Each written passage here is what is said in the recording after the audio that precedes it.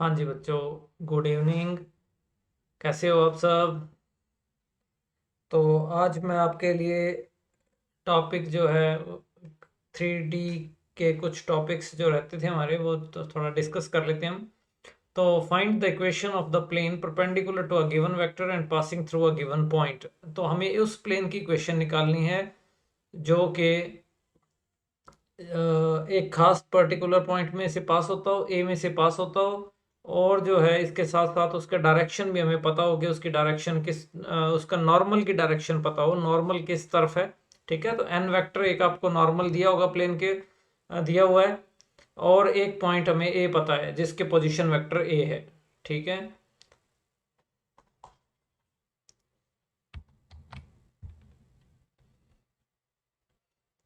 तो position vector A point का जो पोजीशन वेक्टर है वो आपके पास ए है। ठीक है, और पोजीशन जनरल पॉइंट कोई भी प्लेन के अंदर जो होगा पी पॉइंट, तो उसका पोजीशन वेक्टर मार लेते हैं, और N is the normal vector. ठीक है, ये आपका नॉर्मल टू द प्लेन है। ये आपके पास डायग्राम में आपको यहाँ पे प्लेन नजर आ रहा है। ये ओ एक्स एक्स एक्सिस है, ये वाई एक्सिस है, और ये जेड एक्सिस है, और ये राइट हैंडेड सिस्टम है आपका। ठीक है, तो ए पी जो है वो आपके पास प्लेन के अंदर होगा, क्योंकि ये दोनों पॉइंट ए और पी दोनों के दोनों जो है वो प्लेन में है, तो इसका मतलब ये ए पी भी आपके पास प्लेन में होगा। और ये आपको पता है कि ए पी वेक्टर जो होता है वो position vector of P minus position vector of A होता है। फाइनल पॉइंट जो है वो आपने पहले लिखना होता है, और ये पहले वाला जो है वो बाद में लिखना होता है। ठीक है, अगर नहीं पता था तो अब पता हो गया आपको।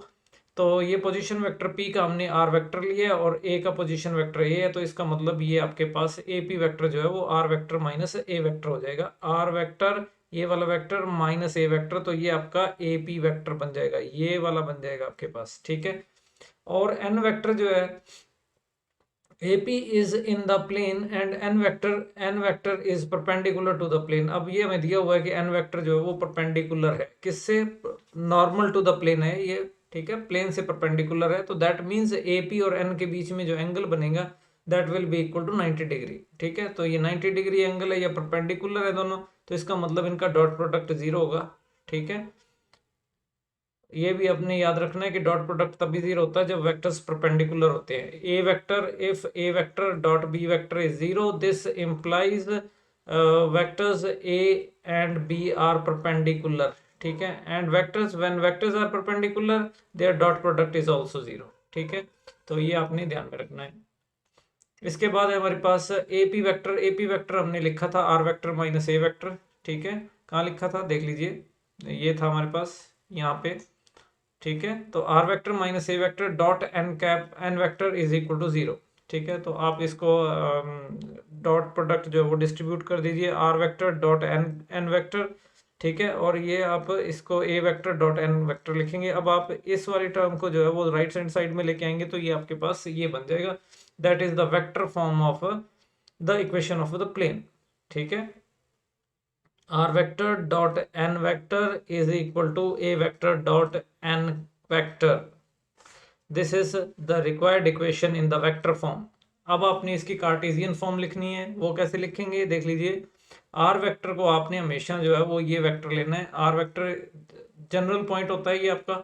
ठीक है, तो उसके हमने एक्स वाई जेड अगर कोऑर्डिनेट्स माने हैं, तो उसका वेक्टर पोजीशन वेक्टर जो बनेगा फिर उसका वो होएगा एक्स आई प्लस वाई जे प्लस जेड के। ठीक है, और ए वेक्टर को हमने क्या कहा कि जो जनरल पॉइंट, सॉरी, एक आपका अलग से पॉइंट जिसमें से प्लेन पास होता है, तो उसके कोऑर्डिनेट्स x1 y1 z1 होंगे, तो वो पोजीशन वेक्टर फिर उस पॉइंट का जो है वो आपके पास ऐसा होगा।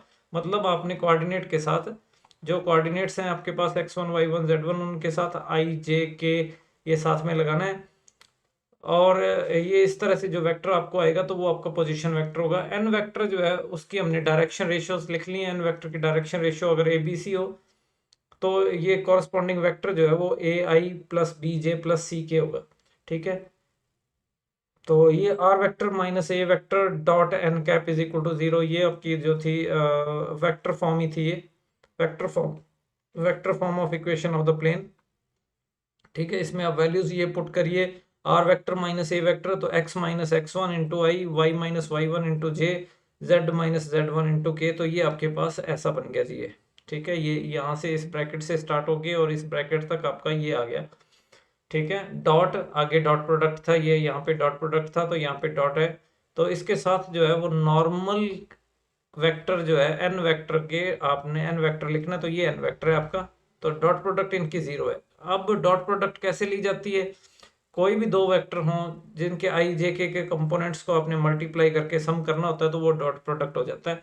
मतलब जैसे यहाँ देखिए, तो x minus X one into A, ठीक है, आई के कंपोनेंट्स को आपने ये वाला और ये वाला, ठीक है, ये मल्टीप्लाई करनी है, x minus X one into A, तो x minus X one into A, इसी तरीके से y minus Y one into B, तो j के कंपोनेंट्स को मल्टीप्लाई करना है, फिर k के कंपोनेंट्स को मल्टीप्लाई करना है और सभी को सम करके, और ये राइट हैंड साइड 0 थी आपके पास, ये 0 आपके पास हो गई है। ठीक है, तो इक्वेशन जो बनी आपने इसको आगे कर देना, इसको पीछे कर देंगे। ठीक है, तो ये आपके पास बन जाएगा a into X minus X one plus B into Y minus Y one plus C into Z minus Z one is equal to 0, and this is the required form of equation of a plane which passes through x1 y1 and z1 and direction ratios of the normal to the plane are A B and C. ठीक है, तो ये मैंने नीचे लिखा भी हुआ, आप इसका स्क्रीनशॉट ले लीजिए। sorry, this is the required equation of the plane which passes through the point x1 y1 z1 and direction ratios of the normal are a b c। ठीक है, तो ये उसकी इक्वेशन है जी। एक एग्जांपल इसके ऊपर बेस्ड हम देख लेते हैं। तो find the equation of the plane which passes through 1, -2, 4 and the direction ratios of the normal to the plane are 3, 1, 2।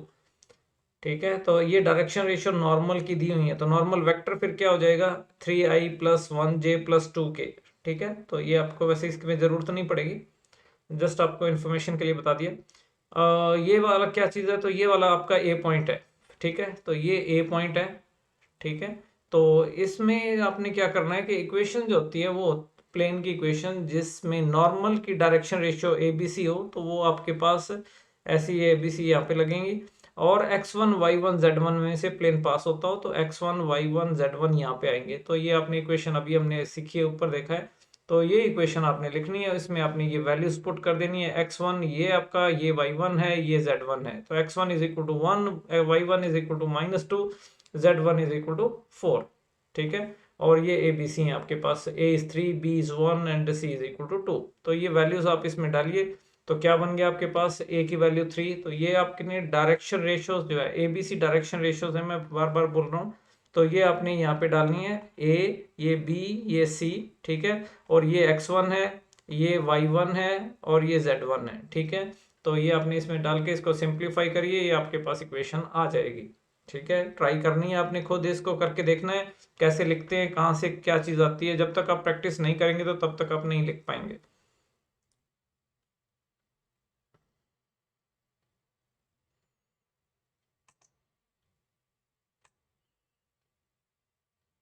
ठीक है, तो यहाँ से थोड़ा सा और देख लीजिए, यहाँ पे ये 3, 1, 2 है, ये ए बी सी है। ठीक है, तो ये ए बी सी आपने इस इक्वेशन के अंदर पुट करनी है। ठीक है, तो आप पुट करके आप इस इक्वेशन तक आपने पहुंचना है। अगर आप इस इक्वेशन तक पहुंच जाते हैं तो दैट मीन्स आप इस प्लेन की इक्वेशन फाइंड आउट कर सकते हैं जिसकी डायरेक्शन रेशियो नॉर्मल की डायरेक्शन रेशियो दी हो और वो किस पॉइंट में से पास होता है वो बताया हो। ठीक है, नेक्स्ट सम पे आते हैं। तो find the equation of the plane passing through 3 non-collinear points। तो अब आप देखिए यहाँ पे 3 पॉइंट मैंने ड्रॉ कर रखे हैं, ये ए पॉइंट है, ये बी पॉइंट है और ये सी पॉइंट है। ठीक है, 3 पॉइंट नॉन कॉलिनियर है, मतलब एक लाइन में से पास नहीं होते हैं। ठीक है, अगर तीनों पॉइंट एक लाइन में से पास होंगे तो उसमें से बहुत सारे प्लेन्स जो है वो पास हो जाएंगे, तो इसलिए ये नॉन कॉलिनियर की कंडीशन जो है वो बहुत ही ज़्यादा ज़रूरी है। ये नॉन कॉलिनियर होने चाहिए, तभी आप यूनिक प्लेन बता सकते हैं, नहीं तो बहुत सारे प्लेन्स जो हैं वो 3 कॉलिनियर पॉइंट्स में से पास हो जाते हैं।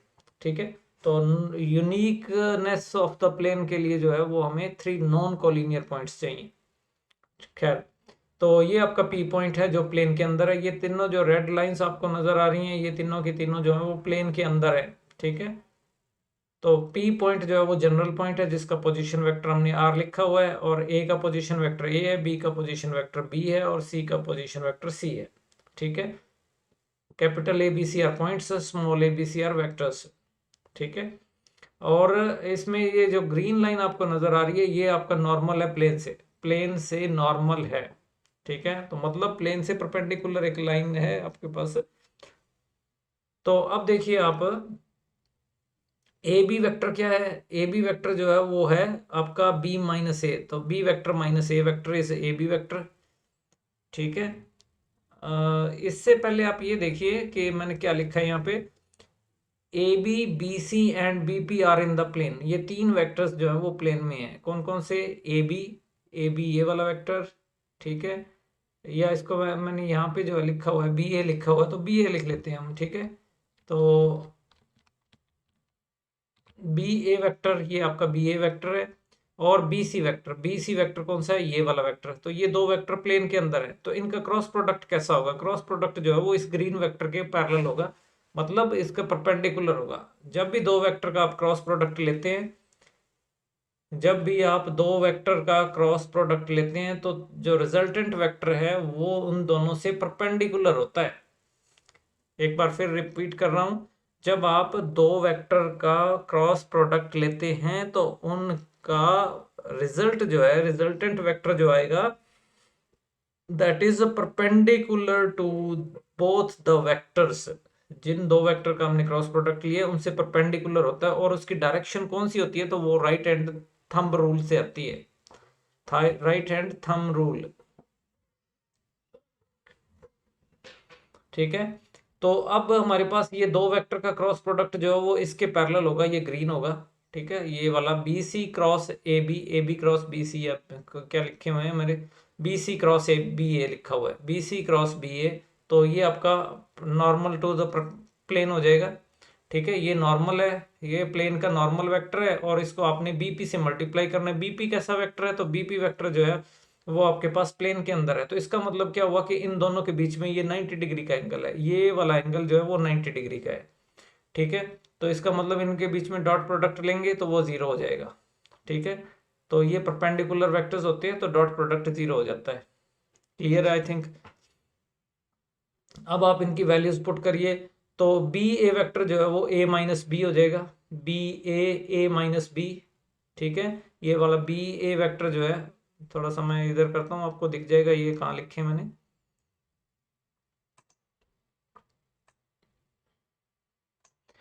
तो B A vector is equal to B A minus B, B A final minus initial, B A minus B vector, ठीक है, ये वाला।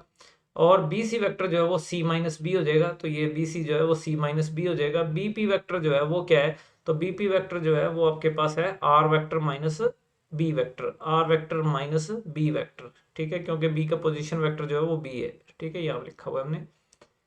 तो ये सारी वैल्यूज जो है वो आपने क्या करना है, इसमें पुट कर देनी है, इक्वेशन जो आपने लिखी थी ऊपर वेक्टर फॉर्म में, बी पी ये वाली, B P dot B C cross B A that is equal to 0। तो इसमें आप ये वैल्यूज पुट कर देते हैं तो ये आपके पास बन जाता है R vector minus B vector, ठीक है, ब्रैकेट के अंदर डॉट प्रोडक्ट, और साथ में C minus B vector cross A minus B vector, ठीक है। तो ये ऐसा ऐसा इक्वेशन ये बन गई आपके पास, और यही आपकी रिक्वायर्ड इक्वेशन है। परंतु जो मैं चाहता था कि यहाँ पे ए आ जाए, तो आप एक चीज़ और नोट कर सकते हैं कि इनको आप साइक्लिक ऑर्डर में ए बी सी, क्योंकि ए बी सी जो है वो आर्बिट्रेरी है, किसी को भी आप ए कह लो, किसी को भी बी कह लो, किसी को सी कह लो, तो इससे कोई फर्क नहीं पड़ने वाला, ठीक है। तो अगर आपने इस बी ए बी सी को, मैंने यहाँ बताया हुआ है कि ए बी सी जो है वो एक साइक्लिक ऑर्डर में आप ऐसे चेंज कर दीजिए, ए को सी कर दीजिए, सी को बी कर दीजिए, बी को ए कर दीजिए, इसी फॉर्म में इस इक्वेशन के अंदर आप ऐसे चेंज कर दीजिए, तो क्या बनेगा? बी का क्या बनेगा? बी का ए बनेगा, तो ये बी की जगह पे ए आ गया आपके पास, ठीक है। और इसके बाद हमारे पास सी आ रहा है, तो सी का क्या बनेगा? तो सी का बी बनेगा, ये सी का बी बन गया। इसी तरीके से बी का क्या बनेगा? बी का फिर ए बनेगा, तो ये ए आ गया, ठीक है। और फिर आपने यहाँ पे ए आ रहा था, तो ए का क्या बनेगा? ए का सी होगा, ठीक है, ये सी हो गया। इसी तरीके से बी का ए हो गया, तो ये आपके पास 0 आ गया, ठीक है। एक बार फिर ऐसे ही रिप्लेस कर दीजिए, तो ए को फिर आप सी से रिप्लेस कर दीजिए, ए माइनस सी, बी माइनस ए माइनस सी, बी माइनस सी। तो ये आपके पास तीन इक्वेशंस हैं, इसमें से जो भी आपको ठीक लगे तो वो आप एज अ प्लेन की इक्वेशन लिख सकते हैं, ठीक है। ये तीनों एक ही है, वैसे फर्क नहीं है, ठीक है, सिर्फ देखने का ही फर्क है। तो अभी मैं जो है इसमें से ये आर माइनस ए वाली फॉर्म उठा रहा हूँ, ठीक है, R vector minus A vector dot B minus A vector cross C minus A vector. ठीक है, तो ये आपका जो है वो 0 हो जाएगा। अब इसको याद कैसे रखें, तो यहाँ पे अगर आपने ए लगाया हुआ है तो इसका मतलब यहाँ भी ए आएगा, यहाँ भी ए आएगा। ठीक है, तो बाकी के दो वेक्टर ए जो है वो हमने फिट कर दिया, तो बी और सी रह गए हैं, तो वो बी और सी आपने यहाँ लगाने हैं, बी और सी यहाँ लगाने हैं। ठीक है, और यहाँ डॉट आएगा, यहाँ क्रॉस आएगा। आई थिंक क्लियर है।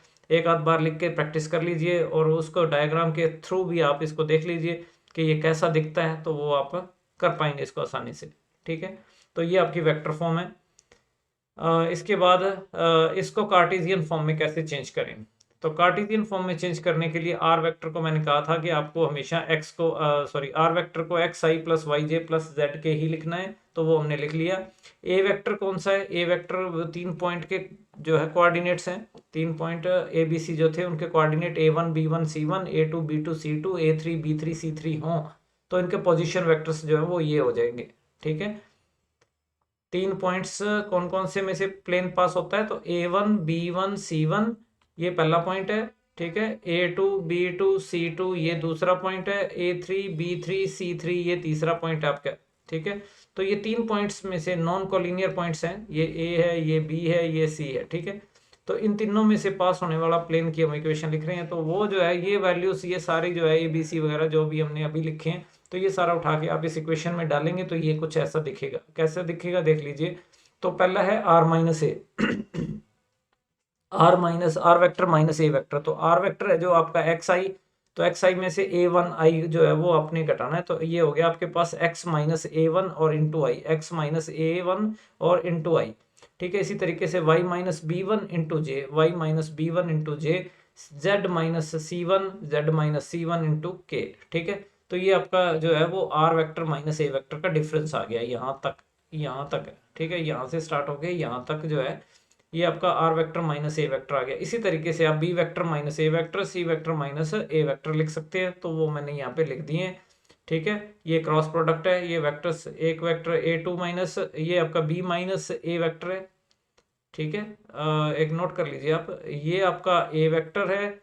ठीक है, कॉरस्पॉन्डिंग इसके वेक्टर जो है वो ए वेक्टर है, और इसके कॉरस्पॉन्डिंग बी वेक्टर है, और ये आपका सी वेक्टर है। ठीक है, तो ये इस तरीके से है हमारे पास, तो ये आपने लिखे भी हुए हैं यहाँ पे।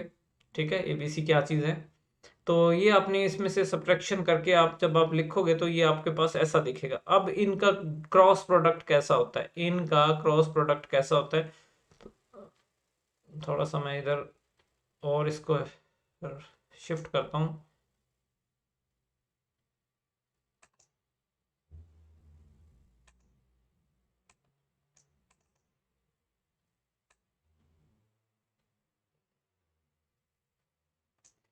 हाँ जी, तो ये आपका बी माइनस ए वेक्टर है ये, और ये सी माइनस ए वेक्टर है। ठीक है, तो ये आपका ऐसे आ जाएंगे, और बीच में क्रॉस प्रोडक्ट है इनका। ठीक है, फॉर्मूला के अंदर था जो ये वाला क्रॉस प्रोडक्ट। ठीक है,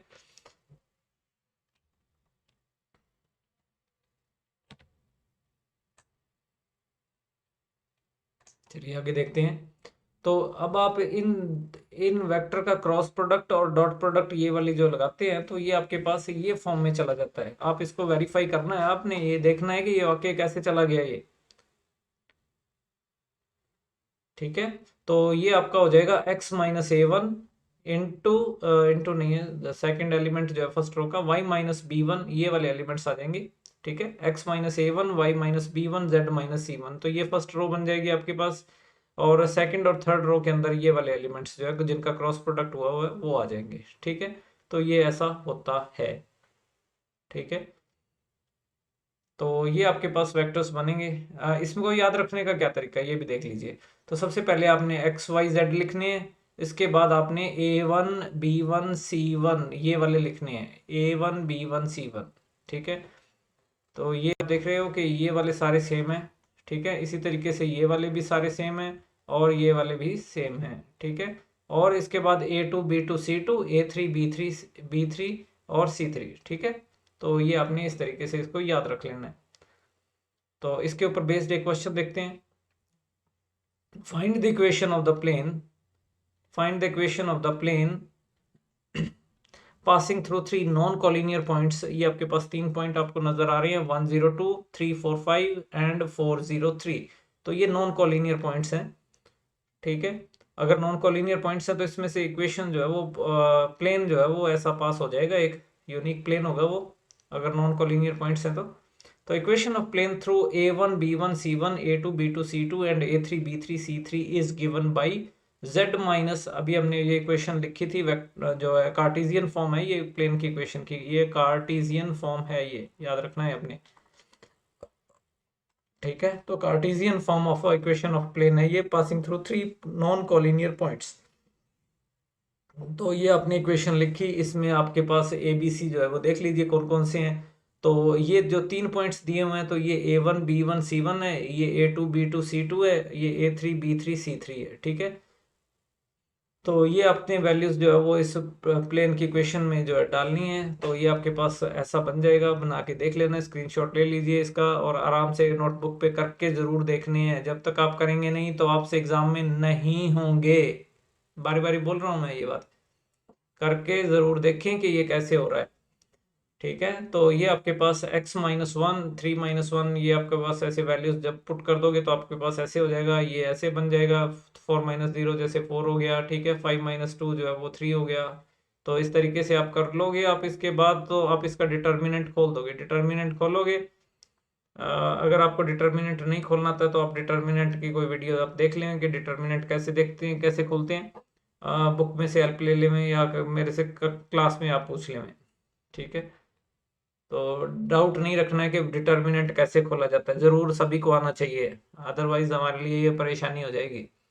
तो इसको सारे को जब आप डिटर्मिनेंट खोलोगे तो आपके पास ये इक्वेशन जो है या ये इक्वेशन जो है वो बन जाएगी आपके पास, ठीक है। तो ये रिक्वायर्ड इक्वेशन है, ठीक है। तो ये आपका एग्जाम्पल कंप्लीट हो गई है, यहाँ पे ये प्लेन की इक्वेशन है जो आपको दिए हुए 3 पॉइंट्स में से पास होती है, ठीक है। अगले क्वेश्चन पे आते हैं, अगले आर्टिकल पे आते हैं। असल में आर्टिकल क्या नाम है इसका, intercept form of equation of a plane. जब आपको 3 कोऑर्डिनेट एक्सिस, एक प्लेन तीनों कोऑर्डिनेट एक्सिस को ए बी और सी दूरी पे काटता हो, तो आपने उस प्लेन की इक्वेशन बतानी है कि उस प्लेन की इक्वेशन क्या होगी, ठीक है। ये हमारा आर्टिकल था।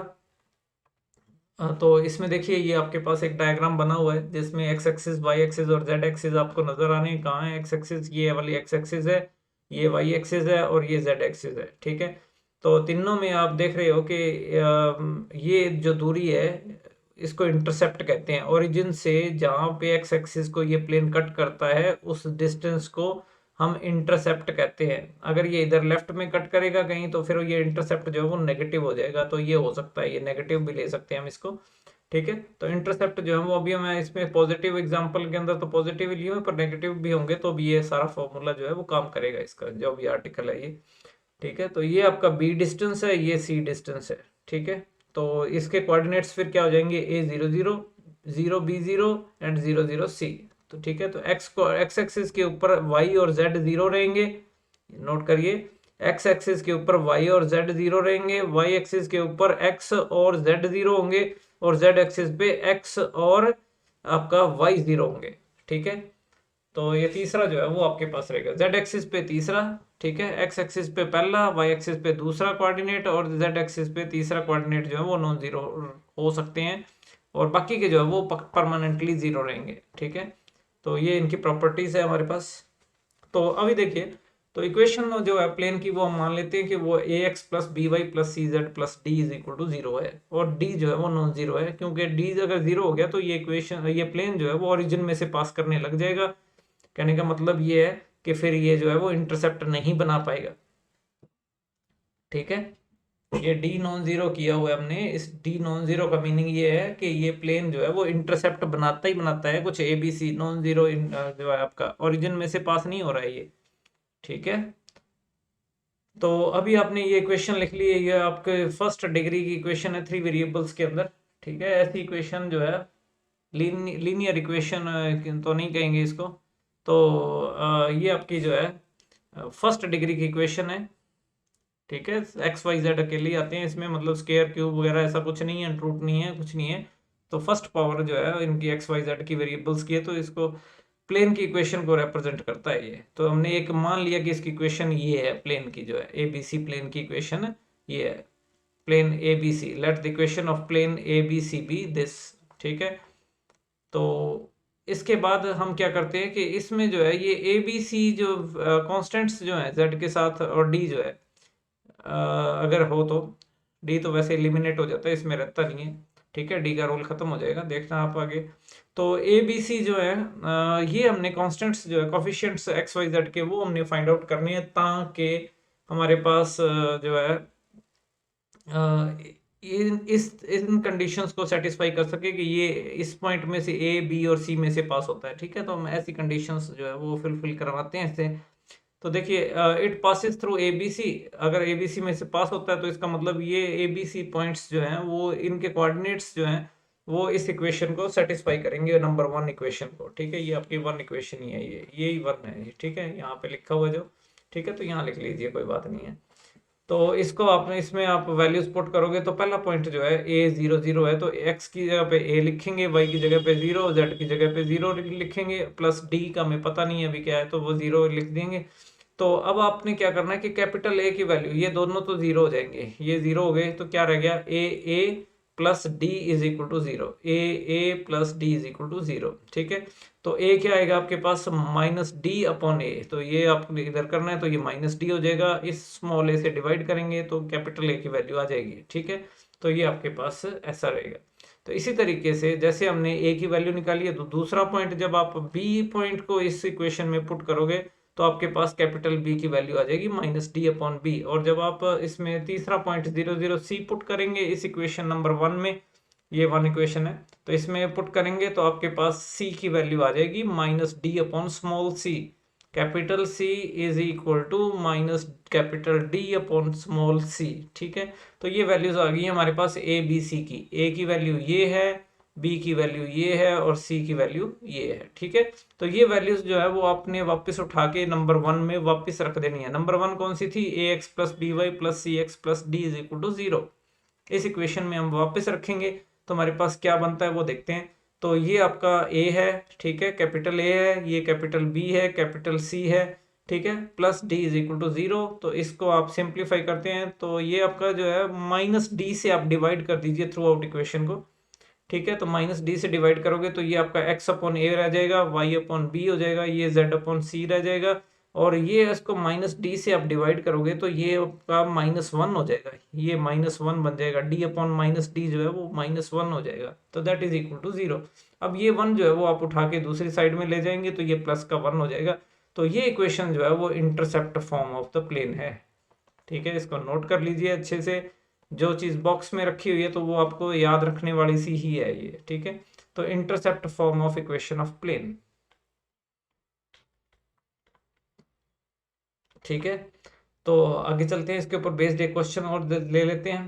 Find the equation of the plane which makes intercepts 1 -1 and 4 on the coordinate axis. Coordinate axis के ऊपर ये वाले जो इंटरसेप्ट्स बनाने जिसके बनते हैं प्लेन के, तो वैसे वाले प्लेन की इक्वेशन हमने लिखनी है, ठीक है।